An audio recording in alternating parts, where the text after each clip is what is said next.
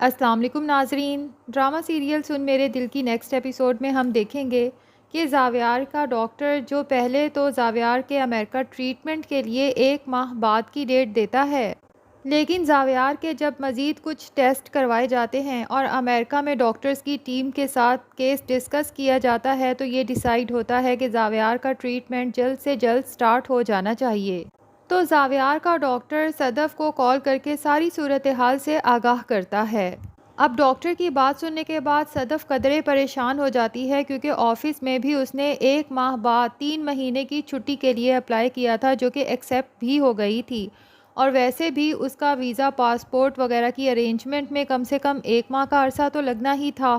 لیکن وہ اس پریشانی کو اپنے تک محدود رکھتی ہے کیونکہ وہ اپنی ماں اور زاویار کو پریشان نہیں دیکھنا چاہتی، اور سوچ لیتی ہے کہ مجھے جلد سے جلد اس سارے معاملے کو سنبھالنا ہوگا، اس کے بعد ہی امی اور زاویار کو بتاؤں گی کہ ہمیں امریکہ جلدی نکلنا ہے۔ اب فرزانہ کو یہ تو نہیں پتا کہ مسئلہ زاویار کا ہے، البتہ وہ صدف کے چہرے پہ پریشانی ضرور بھانپ لیتی ہے اور اسے کچھ اور ہی مطلب دیتی ہے۔ اندر ہی اندر یہ سوچ سوچ کے پریشان ہوتی رہتی ہے کہ صدف یقیناً مجھ سے چھپا رہی ہے، لیکن زاویار کے علاج کے لیے جو اس نے بلال عبداللہ سے پیسہ لیا ہے یقیناً اس کے بدلے میں اپنی عزت کا سودا کیا ہے، کیونکہ فرزانہ بھی بلال عبداللہ کو اتنا ہی برا انسان سمجھتی ہے جتنا برا انسان صدف سمجھتی تھی بلال عبداللہ کو جب تک وہ اس سے ملی نہیں تھی۔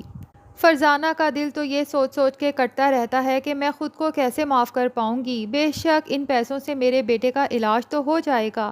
لیکن جو صدف کی عزت تار تار ہو جائے گی، میں آخرت میں مرزا صاحب کو کیا منہ دکھاؤں گی کہ ان کی بیٹی کی عزت کی حفاظت بھی نہ کر پائی۔ فرزانہ ہر وقت سوالیہ نظروں سے صدف کو دیکھتی رہتی ہے، کھوجنے کی کوشش کرتی رہتی ہے کہ صدف کے دل و دماغ میں کیا چل رہا ہے، جبکہ صدف فرزانہ سے نظریں چراتی رہتی ہے۔ آخر ایک دن تنگ آ کے فرزانہ صدف سے پوچھ ہی لیتی ہے کہ صدف، کچھ ایسا ہے جو تم مجھ سے چھپا رہی ہو؟ دیکھو، مجھ سے کچھ مت چھپانا، مجھے سچ سچ بتا دو، کیا بلال عبداللہ نے ان پیسوں کے عوض تم سے کچھ غلط مطالبہ کیا ہے؟ اس بات پر صدف ہنستے ہوئے اپنی ماں کی طرف دیکھتی ہے، آنکھوں میں آنکھیں ڈال کر کہتی ہے کہ امی، جتنا آپ بلال عبداللہ کے بارے میں منفی سوچتی ہیں نا، یقین کریں میں بھی اس کو ایسا ہی انسان سمجھتی تھی اس سے ملنے سے پہلے تک۔ مجھے پتا تھا کہ وہ شرابی ہے، مجھے پتا تھا کہ وہ عورتوں کے ساتھ تعلقات رکھتا ہے، اور یقین کریں کہ جب میں نے اس سے پیسوں کا مطالبہ کیا تھا،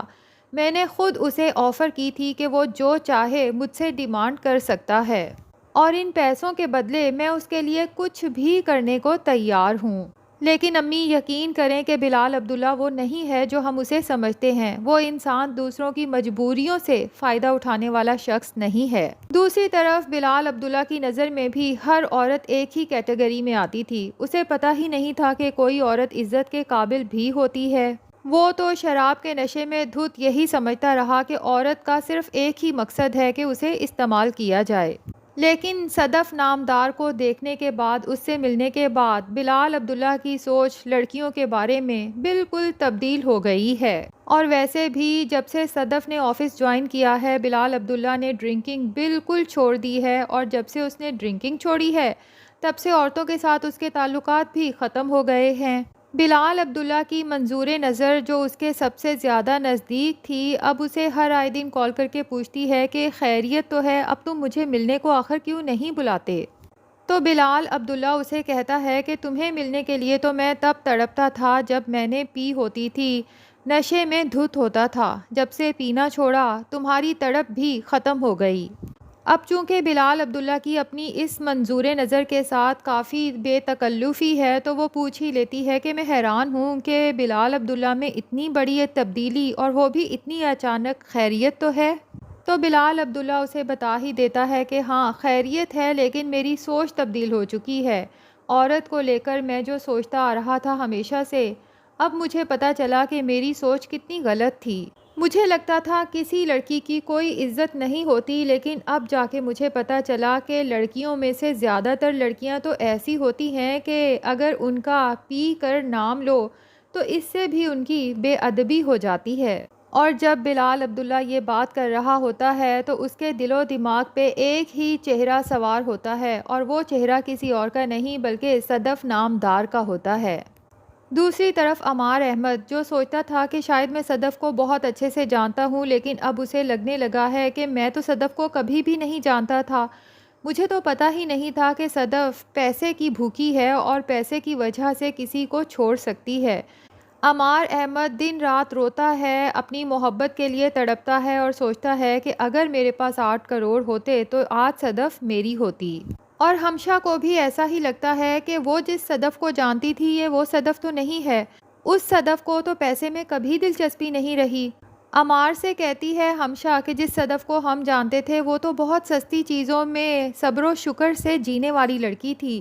یہ بات سمجھ سے بالا تر ہے کہ آخر صدف کو اس کے فادر کے فوت ہونے کے 8 دن بعد ہی 8 کروڑ کی ضرورت کیوں کر پڑ گئی، اور پھر وہ ان 8 کروڑ کی شاپنگ کرنے امریکہ جا رہی ہے۔ کچھ تو ایسا ہے جو ہمیں نہیں پتہ اور صدف ہمیں نہیں بتا رہی۔ اب عمار تو ہر وقت صدف کی یاد میں آنسو بہاتا رہتا ہے ٹوٹے عاشقوں کی طرح، اور ہمشا ہی ہے جو اس کے زخموں پہ مرہم رکھنے کے لیے ہر وقت اس کے پاس موجود ہوتی ہے،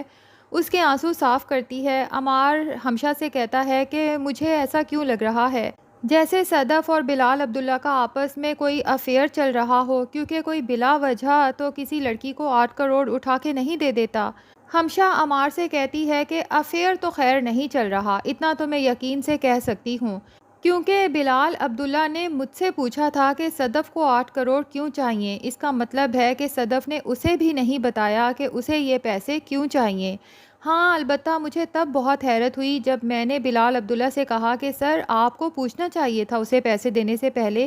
یا اگر پہلے نہیں پوچھا تو ابھی صدف کو بلا کے پوچھیں کہ اسے 8 کروڑ کیوں چاہیے تھے اور چھٹی کیوں چاہیے یوں اچانک۔ لیکن میں حیرت زدہ رہ گئی کہ سر نے بجائے صدف کو پوچھنے کے اس کی چھٹی فوراً ایکسیپٹ کر لی۔ اب ہمشا عمار کو یہ بتا کے مزید دکھی تو نہیں کرنا چاہتی، لیکن کہیں نہ کہیں ہمشا کو بلال عبداللہ کی آنکھوں میں صدف کے لیے پسندیدگی نظر آ رہی ہے، لیکن صدف کی آنکھوں میں بلال عبداللہ کے لیے کچھ ہے یا نہیں یہ وہ ابھی تک نہیں جان پائی۔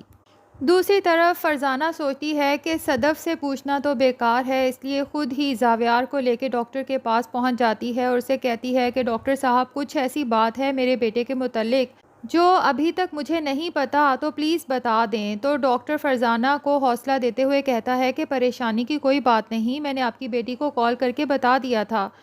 کہ زاویار کو جلدی امریکہ لے کر جانا ہوگا، اس کا ٹریٹمنٹ جلدی سٹارٹ ہونا ضروری ہے۔ تو فرزانہ سمجھ جاتی ہے کہ یہی بات تھی جس کی وجہ سے صدف اتنی پریشان ہے، آخر ہمیں کیوں نہیں بتائی۔ اب زاویار اپنی ماں کو پریشان دیکھتا ہے تو حوصلہ دیتا ہے کہ آپ پریشان نہ ہوں، جو لڑکی اتنی جلدی 8 کروڑ کا ارینجمنٹ کر سکتی ہے، آپ دیکھیے گا صحیح وہ کتنی پھرتی سے جلدی امریکہ جانے کا ارینجمنٹ بھی کر ہی لے گی۔ اب صدف سوچتی ہے کہ اتنی جلدی امریکہ جانا پاسبل نہیں ہے، تو ایک دفعہ پھر بلال عبداللہ کے پاس مدد لینے پہنچ جاتی ہے۔ اسے کہتی ہے سر میں دوبارہ آپ کی ہیلپ لینا تو نہیں چاہتی تھی، لیکن میں بہت مجبور ہوں، اور آخر کار اسے بتانا ہی پڑتا ہے کہ وہ 8 کروڑ اسے کیوں چاہیے تھے اور اب امریکہ جلدی جانا کیوں ضروری ہے۔ بلال عبداللہ کو تو جب زاویار کے کینسر کا پتہ چلتا ہے تو اس کا دل تو جیسے کسی نے مٹھی میں جکڑ لیا ہو۔ تو یہی بات ہے کہ مرزا نامدار صاحب چوری چھپے آنسو تو بہاتے تھے لیکن اپنی تکلیف کا اظہار کبھی نہیں کرتے تھے، اور پھر صدف بھی تو بالکل اپنے باپ پر گئی ہے، لیکن بلال کہتا ہے کہ آپ کو مجھ پر اعتماد کرنا چاہیے تھا، بلکہ مجھے تو افسوس ہے کہ مرزا صاحب نے مجھ پر اعتبار نہیں کیا، کیونکہ اگر آپ لوگ مجھے پہلے ہی بتا دیتے کہ بات صرف اتنی سی ہے تو میں اپنے پرسنل کانٹیکٹس استعمال کرتے ہوئے زاویار کا کب کا علاج کروا چکا ہوتا، اور شاید مرزا صاحب بھی آج ہم میں موجود ہوتے۔ بہرحال صدف بتاتی ہے کہ میں یہ بات اپنے دوستوں سے بھی نہیں شیئر کر سکی، کیونکہ مجھے ڈر ہے کہ اگر کسی نے زاویار کی بیماری کو لے کر مجھے حوصلہ دیا تو میرے اپنے حوصلے پست ہو جائیں گے۔ اور پھر بلال عبداللہ سے کہتی ہے کہ کیا میرا جلدی امریکہ پہنچنا پاسبل ہے؟ بلال عبداللہ کہتا ہے کہ اب آپ کو امریکہ جانے کی کوئی ضرورت نہیں، آپ یہیں رہ کر اپنا کام کریں۔ صدف تو یہ سن کر پریشان ہو جاتی ہے کیونکہ وہ اپنے بھائی کے ساتھ جانا چاہتی ہے، لیکن بلال عبداللہ سوچ چکا ہے کہ وہ خود نامدار صاحب کے بیٹے زاویار کو اپنے ساتھ امریکہ لے کر جائے گا اور اس کا خود علاج کروائے گا، شاید اسی طرح اس کے دل کو بھی سکون پہنچ سکے اور نامدار مرزا صاحب کی روح کو بھی سکون پہنچ سکے۔ تو ناظرین، آپ کو بلال عبداللہ اور صدف کی یہ لو سٹوری کیسی لگ رہی ہے کمنٹ سیکشن میں ضرور بتائیں، اور اگر ہمارے چینل پہ نئے ہیں تو پلیز چینل کو بھی سبسکرائب کر لیں۔